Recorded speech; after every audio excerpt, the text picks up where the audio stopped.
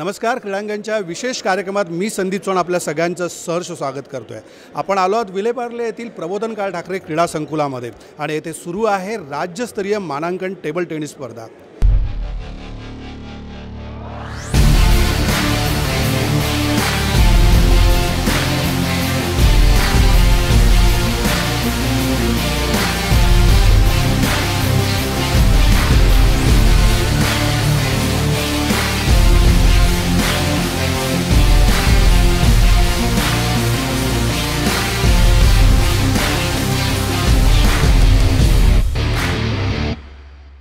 मुंबई उपनगर जिल्हा table tennis संघटनेने या स्पर्धेचं आयोजन केलेलं आहे आणि प्रबोधनकार ठाकरे क्रीडा संकुलाच्या या सभागृहात ही स्पर्धा सुरू आहे. विशेष म्हणजे प्रबोधनकार ठाकरे क्रीडा संकुलाचे जे अध्यक्ष आहेत प्रभूजी हेच मुंबई उपनगर जिल्हा टेबल टेनिस संघटनेचेही अध्यक्ष आहेत. अरविंद प्रभूंच्या मार्गदर्शनाखाली ही स्पर्धा इथे आयोजित होते आणि थोड्याच वेळात आता फायनलला सुरुवात होणार आहे. आपल्याला कळणार आहेत या स्पर्धेतील विजेते कोण असणार आहेत. या स्पर्धेचं महत्त्व असं आहे की या स्पर्धेतील विजेत्या खेळाडूंना जे मानांकन मिळणार आहेत त्यातनं मिळणार जे पॉईंट्स आहेत महाराष्ट्र राज्य संघाच्या निवडीसाठी हे पॉईंट्स जे आहेत हे निर्णायक ठरणार आहेत आणि म्हणून या स्पर्धेला महत्त्व आहे.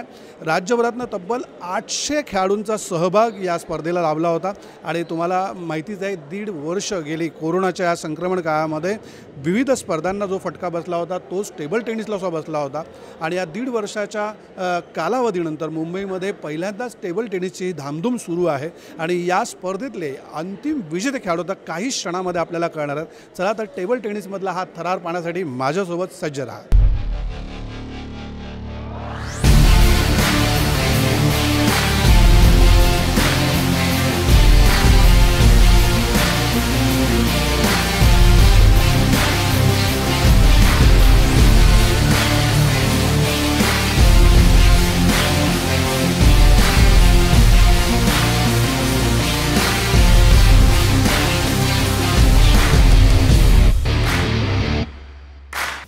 सतरा वर्षाखालील मुलांची फायनल आपण पाहतोय. पुण्याच्या नील मुळे आणि जश मोदी यांच्यामधला हा सामना आहे. निळ्या जर्सीमध्ये जश मोदी खेळतोय जो अग्रमानांकित आहे. या जशनी या संपूर्ण स्पर्धेमध्ये 4 विविध वयोगटामध्ये भाग घेतला आहे आणि त्यापैकी 2 वयोगटामध्ये तो फायनलला पोहोचला आहे. त्यापैकी पहिली फायनल जी 17 वर्षाची तो खेळतोय आणि त्यामध्ये त्याची दमछाक झालेली आपल्याला दिसते. खरं तर अग्रमानांकित खेळ जरी असला त्याच्या दर्जाला साजेसा खेळ तिथे होत नाही आहे आणि नीळने आघाडी घेतली असं मला हरकत नाही. विजयाच्या अगदी समीप आहे नीळ आणि अशा प्रकारे नीळ जो आहे हा प्रत्येक गुण मिळून विजयाच्या जवळ जातो. यापूर्वीच्या अनेक मॅचेसमध्ये जशने नीलला पराभूत केलेलं आहे परंतु आज झालेली दमछाक जी आहे त्याचा पुरेपूर फायदा जो आहे हा नील उचलताना दिसतो आहे. निळ्या जर्सीमध्ये जश मोदी आणि आपण पाहिलं नीळने ही मॅच जिंकलेली आहे. 17 वर्षाखालील वयोगटातील विजेता खेळाडू जो आहे हा पुण्याचा नील मुळे आहे. महाराष्ट्र राज्य टेबल टेनिस संघटनेचे महासचिव प्रकाश तुर्पेजी आपल्यासोबत आहेत. तुर्पेजी, स्वागत आहे दूरदर्शनच्या या विशेष कार्यक्रमामध्ये. एकतर कोविडनंतर एवढ्या मोठ्या प्रमाणामध्ये मुंबईमध्ये ही स्पर्धा आयोजित केली आहे आणि 800च्या वर स्पर्धकांनी सहभाग नोंदवला आहे. कसं पाहता या स्पर्धेकडे? काय ॲक्च्युली कोविडमुळे यावर्षी सगळ्यांनाच मध्ये खूप इश्यूज होते आणि फेडरेशनने आम्हाला डायरेक्टिव्ह असं दिलं होतं की सप्टेंबरच्या आज स्टेट चॅम्पियनशिप संपवा कारण परत थर्ड वेव्ह जर आली तर काहीच करता येणार नाही. त्यामुळे आम्हाला घाईघाईने स्टेट चॅम्पियनशिप्स म्हणजे ज्याला आपण उरकून घेतो म्हटलं तशा धुळे आणि नाशिकला मी करून टाकल्या. नशिबाने त्याच्यानंतर सगळं आता ओपन झालं आहे. त्यामुळे मग एक स्टेट चॅम्पियनशिपवर तर काही टीम सिलेक्ट करता येत नाही स्टेटची. त्यामुळे मग आता आम्ही असं ठरवलं की सगळं ओपन झालं आहे तर आपण स्टेट रँकिंग पण करूया. तर स्टेट रँकिंग करणं डिफिकल्ट इन द सेन्स त्याला बजेट बऱ्यापैकी आम्ही प्राईज मनी खूप चांगला देतो पण नशिबाने PTKSचे लोक पुढे आले. आणखीन प्रभू साहेब जे आहेत ते दरवेळेला सपोर्ट करतात. मागच्या वेळेला त्यांनी स्टेट चॅम्पियनशिप इतक्या डिफिकल्ट सिच्युएशनमध्ये घेतल्या. यावेळेला स्टेट रँकिंग घेत आहेत आणि अमेझिंग 800च्या वर एंट्री झाल्या आहेत कारण सगळे प्लेयर्स अगदी म्हणजे उत्सुक होते खेळायला. माझ्यासोबत आता महाराष्ट्र राज्य टेबल टेनिस संघटनेचे चेअरमन जे आहेत शिवाजी सरोदे आपल्यासोबत आहेत. सरोदेजी, जसं आपण म्हणतो की सगळी सोंग आणता येतात पण पैशाचं सोंग काही आणता येत नाही आणि एवढ्या मोठ्या भव्यदिव्य प्रमाणात जर आपल्याला एखादी स्पर्धा आयोजित करायची असेल तर त्यासाठी अपार कष्टसुद्धा घ्यावे लागतात. या स्पर्धेच्या आयोजनाबद्दल काय सांगाल? कोविडच्या पार्श्वभूमीवर जी स्टेट रँकिंग टूर्नामेंट इथे आता प्रबोधनकार ठाकरे क्रीडा संकुलात घेतली आहे. या क्रीडा संकुलाचे अध्यक्ष आणि TTS the suburban table tennis असोसिएशनचे अध्यक्ष दादा उर्फ अरविंद प्रभू उर्फ दादा यांनी प्रचंड मेहनत त्यांच्या टीम सकट घेऊन ही टुर्नामेंट इथे ऑर्गनाईज केली आहे. प्लेयर्समध्ये जो हा उत्साह आहे, हा 2 वर्ष त्यांना कुठेही ही टुर्नामेंट खेळायला मिळाल्या नाहीत, म्हणून प्रचंड उत्साहाने प्लेयर्स इथे आले. त्यांच्यासाठी सर्व सुविधा, त्यातल्या त्यात या हॉलमध्ये असलेली मॅट जी फार कमी ठिकाणी असते, ज्याच्यामुळे अतिशय कम्फर्टेबली खेळाडू खेळू शकतात, त्यांचा परफॉर्मन्स चांगला येतो. या सगळ्या याच्यामध्ये इथली जेवणाची व्यवस्था जिथे अतिशय अप्रतिम झालेली आहे. 19 वर्षाखालील मुलांची फायनल आपण पाहतोय. पुन्हा एकदा जश मोदी जो आहे, जो अग्रमानांकित आहे या वयोगटातही, अर्णव कर्णावत सोबत खेळतोय. अर्णव कर्णावतला 6वं मानांकन या स्पर्धेमध्ये मिळालं. जसं आपण पाहिलं की जश मोदी जो आहे तो 4 वयोगटामध्ये खेळत होता आणि आजच्या दिवसातली दुसरी फायनल तो खेळतोय. 17 वर्षाखालील वयोगटातील फायनलमध्ये त्याला पराभव पत्करावा लागला होता नीलकडनं, परंतु त्याचा वचपा जो आहे तो आता हा अर्णव विरुद्ध काढताना दिसतो आहे. जश मोदी अत्यंत फॉर्मातला हा खेळाडू, मेहनतीने खेळणारा खेळाडू, विजयाच्या समीप जाताना अर्णव स्वतःला खूप जोरदार झुंज देतोय, परंतु खेळातलं जे कौशल्य आहे जशचं ते वाखाणण्याजोगं आहे आणि याच कौशल्याच्या जोरावर तो फायनलला पोहोचलेला आपल्या अग्रमानांकनाला साजेसा तो खेळ खेळतोय.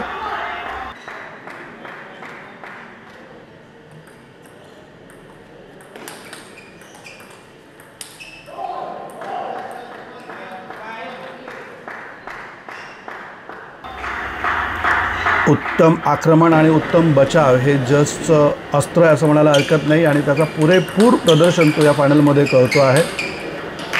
आणि अशा प्रकारे जस जे आहे ते ही फायनल जिंकलेला आहे. जसच्या नावावर आता या स्पर्धेतील 19 वर्षाखालील विजेतेपद आणि 17 वर्षाखालील उपविजेतेपद कोरलं गेलेलं आहे. माझ्यासोबत आजच्या या राज्य मानांकन टेबल टेनिस स्पर्धेचे पारितोषिक वितरणाचे प्रमुख पाहुणे जे आहेत, NSCIचे चेयरमैन वीरेंद्र शाह जी हैं. वीरेंद्र जी, सबसे पहले तो आप बताइए कि इतनी बड़ी टूर्नामेंट जो बॉम्बे में हो रही है, कैसे लग रहा है कि वापस एक बार जो स्पोर्ट्स जो है वापस शुरू हो गया है बॉम्बे में? बहुत अच्छी बात है, क्योंकि स्पोर्ट्स जो ऐसी चीज़ है जो आवश्यकता है, और जिस प्रकार से ये आयोजन किया है सबअर्बन टेबल टेनिस एसोसिएशन का, बहुत अच्छी तरह से एक शुरुआत हुई है. और कोविड के बाद अगर सब स्पोर्ट्समैन को आगे आना चाहिए, तो ये एक हमारे लिए National Sports Club of India के लिए भी अच्छी चीज़ है, क्योंकि हमारा डोम भी खुलेगा और डोम में हमने ऑलरेडी एक वर्ल्ड चैम्पियन की हमारी कंपटीशन जूनियर लेवल पे हो चुकी है. और हम चाहते हैं कि हमारे जो सारे ऐसे स्पोर्ट्समैन हैं और पूरे भारत में जो भी स्पोर्ट्समैन है, वो स्पोर्ट्स की जो चीज़ें हैं वो चालू रहनी चाहिए. हमने देखा NSCI में कबड्डी प्रीमियर से लेके काफ़ी सारे इंटरनेशनल टूर्नामेंट भी हुए, बैडमिंटन से लेके आज जो ये फैसिलिटी आप यहाँ देख रहे हैं, काफ़ी सारे खिलाड़ी भी है, तकरीबन 800 के ऊपर ज़्यादा खिलाड़ी यहाँ पार्टिसिपेट कर रहे हैं और बड़ी अच्छी तरह से ऑर्गेनाइजेशन हो रहा है. आप कैसे देखते हैं इस ऑर्गेनाइजेशन? देखिए, ये ऑलरेडी ये संस्था, ये जो एसोसिएशन है काफ़ी एक्सपीरियंस है.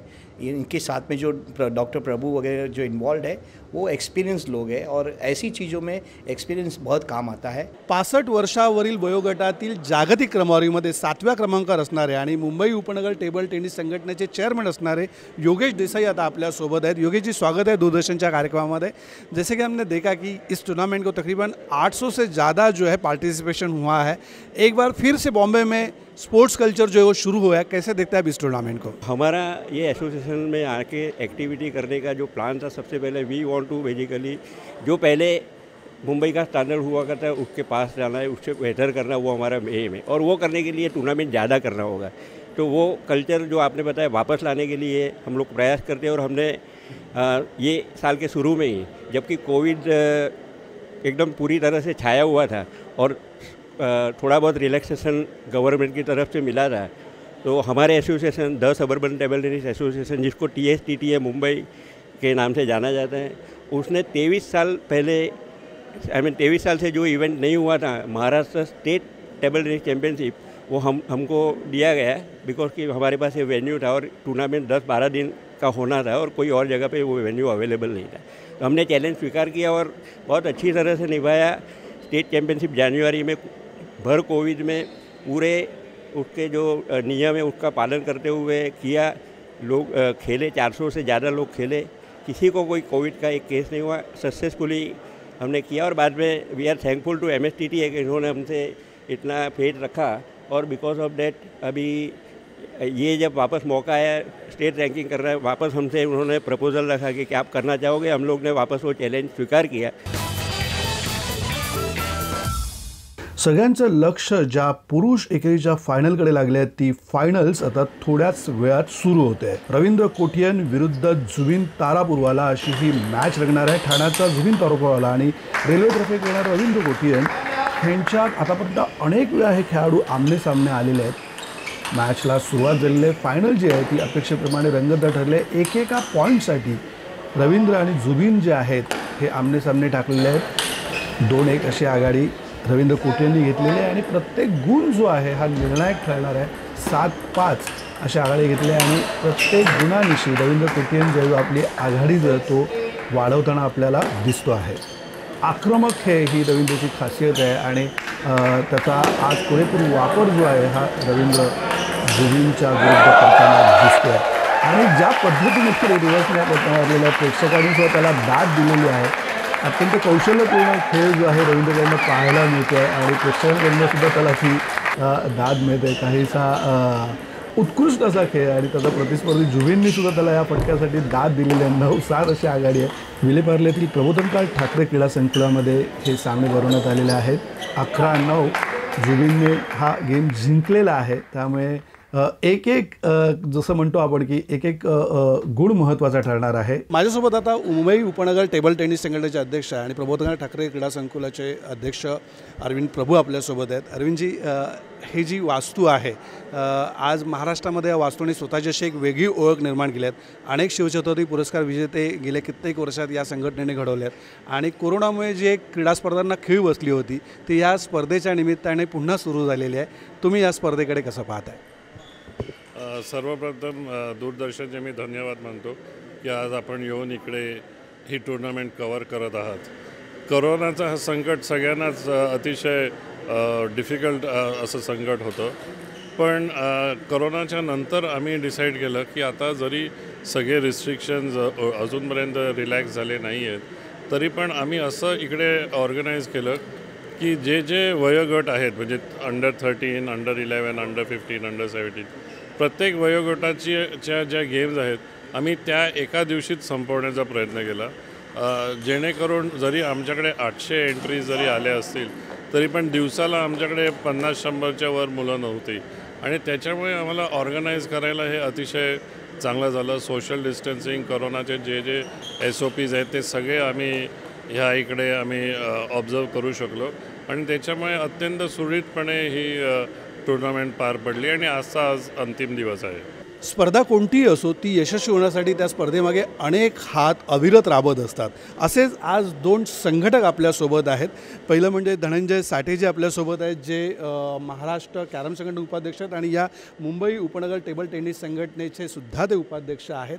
आणि दुसरे आपल्यासोबत समीर भाटे जी आहेत, जे उपनगर टेबल टेनिस संघटनेचे सचिव आहेत। आपण दोघांकडून जाणून घेणार आहोत या स्पर्धेचं नेमकं फलित काय आहे, या स्पर्धेसाठी कशाप्रकारे तयारी करण्यात आली होती, या स्पर्धेतनं काय साध्य होणार आहे। सगळ्यात आधी धनंजयजी मला सांगा की स्पर्धा होत असतात, स्पर्धांचे सोय होत असतात, पण त्यातनं खेळाडूंचं जे एक भलं करण्याची जी एक गरज असते ती कशी पूर्ण होते आणि या दृष्टीने तुम्ही कसे प्रयत्न करताय? सर्वात महत्त्वाचं म्हणजे मुंबईसारख्या ठिकाणी एवढा सुंदर हॉल म्हणजे जे इन्फ्रास्ट्रक्चर पाहिजेलं आहे ते आम्हाला डॉक्टर अरविंद प्रभू यांनी उपलब्ध करून दिलं।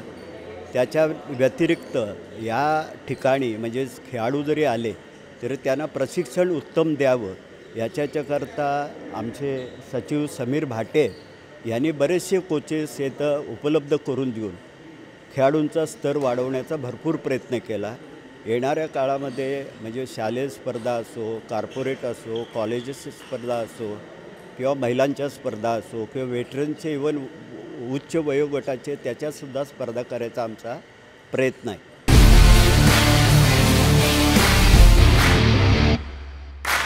जसं आपण पाहिलं जुबिन आणि रवींद्र प्रत्येक गुणासाठी झगडतात। एक गुण दोघांसाठी निर्णायक ठरणार हे दोघांनाही माहीत आणि दोघेही आक्रमक खेळावर भर देत आहेत। आणि रवींद्रचे जे फटके आहेत आपण पाहतो अत्यंत आक्रमक फटके लागण्याचा प्रयत्न, काही चुका त्याच्याकडून होते, त्याचा पुरेपूर फायदा जो आहे हा झुबिनसुद्धा उचलताना दिसतोय. रवींद्रची खासियत आहे त्याची एक सर्व्हिसची स्वतःची अशी स्टाईल आहे आणि त्या स्टाईलवर अनेक गुण त्यांनी आतापर्यंत वसूल केले आहेत. अनेक स्पर्धकांना त्यांनी चकवलेही आहे. आक्रमक खेळण्याचा रवींद्रचा प्रयत्न आणि गुण पुन्हा एकदा वसूल केला आहे तो झुबिनने. एक एक गुणासाठी दोघांनाही झगडताना आपण पाहतो आहे आणि जसं आपण म्हटलं होतं की काटेकी टक्कर या दोघांना पाहायला मिळत. अत्यंत शानदार असा फटका तो वसूल करतो आहे वारंवार. त्याची ही जी स्टाईल आहे गुण वसूल करण्याची, त्याला प्रेक्षकांनी सुद्धा सुरेख दाद दिलेली आहे. मात देण्याचा प्रयत्न करतो आहे. अर्थात रवींद्र हा मैदानावर त्याच्या हालचाली झुबिनपेक्षा जास्त चपळ दिसत आहेत आणि दोघांना जसं मी म्हटलं एकमेकांचे कच्चे दुवे माहीत असल्यामुळे त्याचा पुरेपूर फायदा उचलण्याचा प्रयत्न जो आहे हा केला जातो. या स्पर्धेतल्या खेळाडूंच्या कामगिरीविषयी सांगा आधी. मी एकच बोलू इच्छितो की ह्याच्यात आता आपल्याकडे जे खेळाडू आहेत, प्रबोधन ठाकरेमध्ये बरेचसे खेळाडू तयार होत आहेत. त्याच्यातले तुम्ही आत्ता खेळणारे 2 खेळाडू बघू शकता की त्या प्रबोधन ठाकरेमध्येच शिकत आहेत. आणि आमच्याकडे नोएल पिंटो हा एक कोच आहे नेमलेला आहे आणि तो डेडिकेटेड कोच आहे. त्यामुळे आम्हाला असे कोचेस तयार करतो आहे आणि आम्ही अशा एक संघटना तयार करतो की जिकडे हे कोचेस चांगलं आम्हाला मार्गदर्शन करतील, मुलांना मार्गदर्शन करतील. तर आत्ता प्रबोधन ठाकरे एक आहे. दुसरं आता आमच्याकडे महिला संघ आहे, जी माझी शाळा मी रिप्रेझेंट केलेलं आहे. मी इंडिया रँक्ड आत्ता ह्या वेळेला 40+ 5वा आहे आणि महाराष्ट्रात पहिला आहे. तर आम्हालाही बॅकग्राऊंड ह्याची असल्यामुळे आम्ही बऱ्याचशा गोष्टी घडवू शकतो इकडे. राज्य मानांकन स्पर्धा आहे, महाराष्ट्रातनं खेळाडू आलेले आहेत आणि उत्तमोत्तम सामने इथे आपल्याला पाहायला मिळतात. कोविडचं चॅलेंज जसं तू सांगितलं की खूप चॅलेंजेस होतेच, पण तरीही त्यावर मात करून ही स्पर्धा आज यशस्वी होत आहे. तर किती कष्ट पडले ह्या सगळ्या नियोजनासाठी अतिरिक्त? खरं म्हटलं तर कष्ट सगळ्या प्लेयर्सनी बहुतेक आपल्या घरी केले असतील. एवढे अतिउत्तम आणि अप्रतिम खेळ आज आपल्याला बघायला मिळतो इकडे. ह्याचा अर्थ आहे की घरामध्ये कोविड सिच्युएशन असताना पण, लॉकडाऊनमध्ये असताना पण ह्या प्लेयर्सनी आपल्या घरी मेंटल ट्रेनिंग, फिजिकल ट्रेनिंग ही त्यांनी अतिशय चांगल्या प्रकारे केली असेल असं ह्या एकंदरीत खेळावरून वाटते. आम्हाला जो काय त्रास झाला ते सॅनिटायझेशनचा आम्हाला थोडा त्रास झाला. एंट्रीज येतील की नाही ह्याचा आम्हाला अगोदर भीती होती.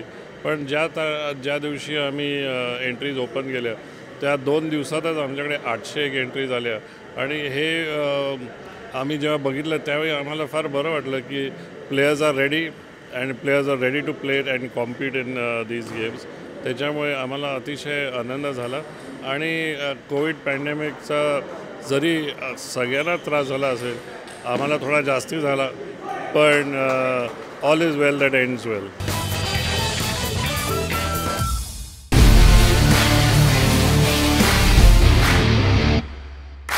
झुबिनने या फायनलमध्ये सुरुवात तर छान केली आहे. 11 वाजता त्यांनी पहिला गेम जिंकला आहे, परंतु रवींद्र कोटेंनी सुद्धा मॅचमध्ये पुनरावृत्ती करताना 11-6 असा पुढचा गेम जिंकला होता. परंतु झुबिनने पुन्हा आपल्या कौशल्याच्या खेळावर तिसरा गेम जिंकून 2-1 अशी बढत जी आहे ती फायनलमध्ये घेतलेली आहे.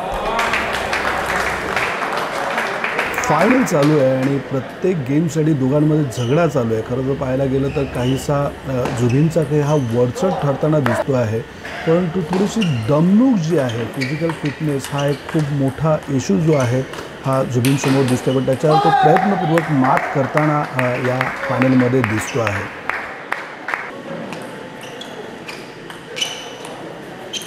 अर्थात रवींद्रचं आव्हान परतवताना झुबिनची खूपच धावपळ होताना दिसते आहे. काहीसा नाराज सुद्धा आपल्यावर आहे. फटके परतवताना अचूकता जी आहे तिथे कुठेतरी फिटनेसच्या अभावी कमतरता जाणवतं. पण जसं आपण म्हणता येईल की त्याचे अनेक फटके जे आहेत हे प्रेक्षकांची दाद मिळवणारे आहेत. धोका पत्करण्याची जी क्षमता जी आहे ती रवींद्र वारंवार या मॅचमध्ये दाखवतो आणि नुसतंच दाखवत नाही, त्यावर पुरेपूर गुणसुद्धा तो वसूल करतो आहे. आक्रमकता हे त्याच्या खेळाचं वैशिष्ट्य आहेच, पण धोका पत्करण्याचा त्याचा जो कल आहे तोही इथे आपल्याला दिसून येतो आहे. रवींद्रचा आत्मविश्वास आपल्याला उंचावताना दिसतो आहे, परंतु तितक्याच ताकदीने झुबिनसुद्धा पुन्हा मॅचमध्ये पुनरावृत्ती करताना दिसतो आहे.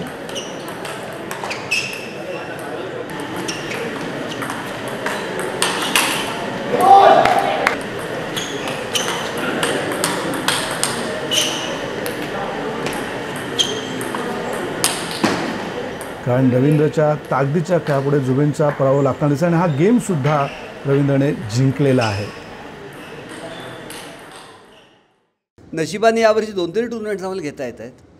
या एकदा झाल्या की आमच्या डोक्यात असं आहे की नॅशनल चॅम्पियनशिप्स आमच्या नॅशनल रँकिंग डिसेंबरमध्ये आहेत आणि नॅशनल चॅम्पियनशिप जानेवारीमध्ये. सो फेब्रुवारी ऑनवर्ड्सच आमच्या डोक्यात असं आहे की काहीतरी table tennis activity, practice league म्हणा, कोचिंग कॅम्प्स हे सगळं सुरू करायला पाहिजे.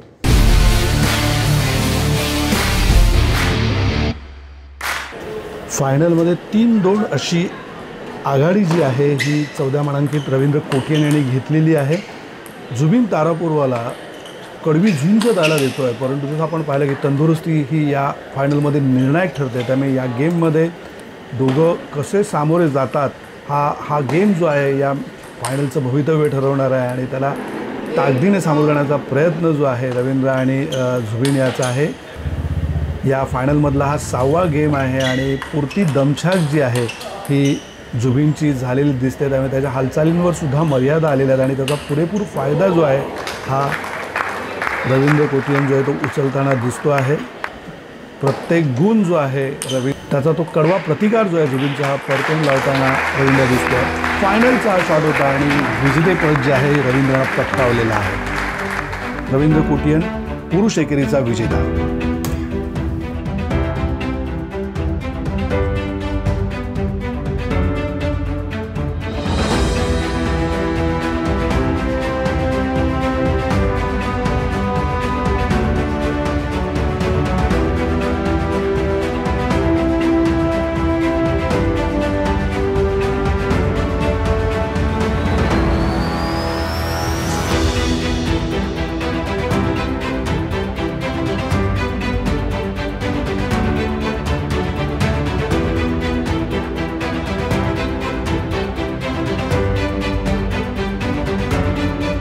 माझ्यासोबत आता असा एक खेळाडू आहे जो भारताचा उदयोन्मुख खेळाडू असणार आहे, भारताचा स्टार खेळाडू असणार आहे.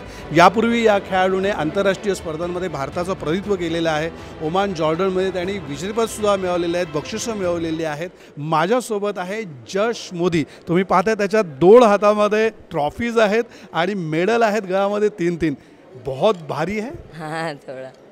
कैसा लगता है जीत के बाद पहली रिएक्शन? जीतने के बाद काफ़ी खुश था मैं, और 17 में मैं नहीं जीत पाया तो थोड़ा सैड था उसके लिए. हम देख रहे थे कि आप एक कोर्ट से दूसरे कोर्ट में भाग रहे थे, दूसरे कोर्ट से तीसरे कोर्ट में भाग रहे थे, कहीं आप सेमीफाइनल खेल रहे, कहीं आप फाइनल खेल रहे, तो बहुत ज़्यादा आज मेहनत मशक्क़त करनी पड़ी. हाँ आज थोड़ा स्केड्यूल थोड़ा बहुत हेक्टिक था क्योंकि 3 कैटेगरी खेल रहा था तो कंटिन्यूस मैचेस था.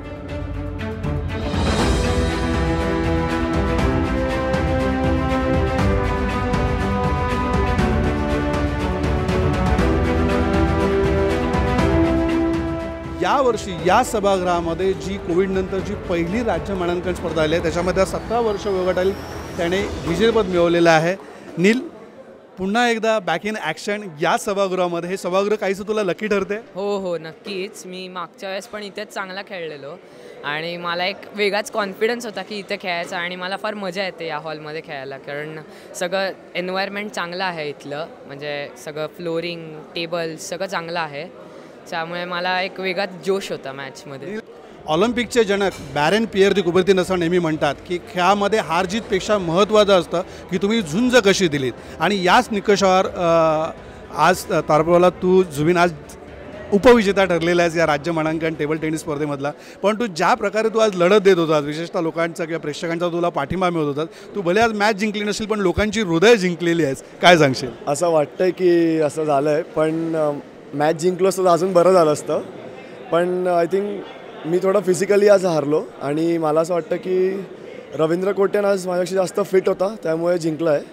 पण आज मी माझं बेस्ट ट्राय केलं आहे. मला क्राऊड सपोर्ट होता ऑफकोर्स. आम्ही तुझी झुंज पाहत होतो, म्हणजे फिटनेसच्या तुझ्या समस्या आम्ही मॅचच्या दरम्यान पाहत होतो, थोडी थोडी विश्रांती घेत होतात. पण जसं आपण म्हणतो की खेळामध्ये हारजीतपेक्षा लढाई किती तू प्रखरतेने दिली महत्त्वाची होती आणि त्या कसोटीवर तुला 100पैकी 100 मार्क द्यायला हरकत नाही. Thank you so much.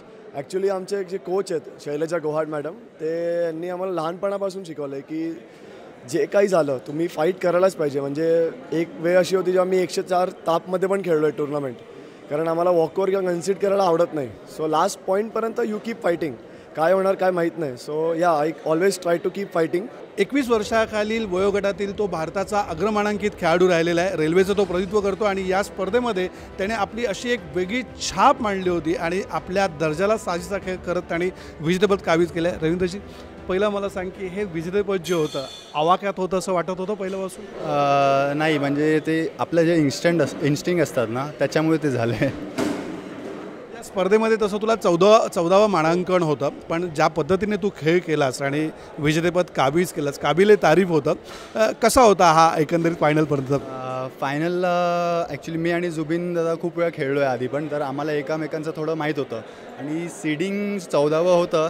पण कसं आहे, आपलं सर जे आहे ते म्हणतात अरे रँकिंगने काय फरक पडतं आहे, मेन एम काय आहे, तुला जिंकायचं आहे ना, मग जिंकण्यावर लक्ष दे, रँकिंग तुम्हाला काही काउंट नाही करत. मुंबई उपनगर टेबल टेनिस संघटनेने आयोजित केलेल्या राज्य मानांकन टेबल टेनिस स्पर्धेतला थरार आपण पाहिलात. विलेपार्ले येथील प्रबोधन काळ ठाकरे क्रीडा संकुलामध्ये ही स्पर्धा संपन्न झाली. एकूण 12 गटामध्ये पुरुष आणि स्त्री अशा 12 गटांमध्ये ही स्पर्धा खेळवण्यात आली होती आणि खेळाडूने आपलं कौशल्य पणास लावलं होतं. या स्पर्धेचं वैशिष्ट्य म्हणजे कोविड नंतरच्या काळातली मुंबईत आयोजित करण्यात आलेली ही पहिली स्पर्धा होती आणि या राज्य मानांकन स्पर्धेला संपूर्ण महाराष्ट्रात तब्बल 800हून अधिक प्रवेशिका आल्या होत्या. कोविडचे सगळे नॉर्म पाळून खेळाडूने आपलं कौशल्य पणास लावलं आणि एक उत्तम खेळ जो आहे हा तमाम महाराष्ट्रवासियांना पाहायला मिळाला. क्रीडांगणमध्ये आपण इथेच थांबूया. पुन्हा भेटूया पुढच्या रविवारी क्रीडांगणमध्ये. धन्यवाद.